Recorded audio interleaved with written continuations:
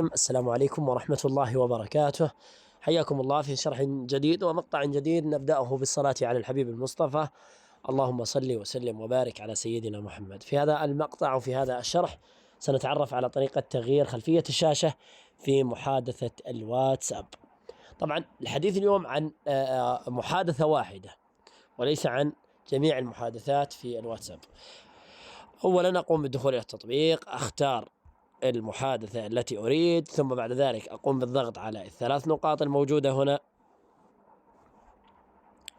من بعد ذلك أقوم باختيار خيار مظهر الدردشة.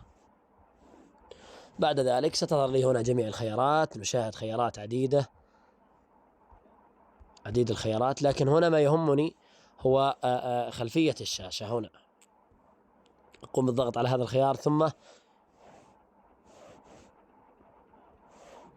بإمكاني اختيار من معرض الصور أو لون اللي هو لون سادة، أي لون من الألوان، أو من خلال هذه الصور الموجودة من خلال الواتساب.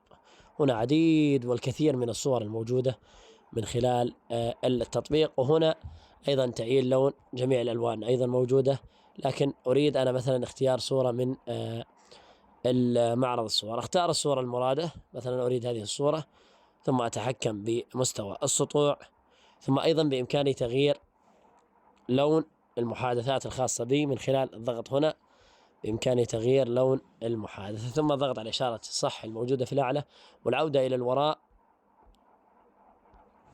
طبعا لما أقوم بتأكيد اللي هو خلفية الشاشة، اختيار من المعرض،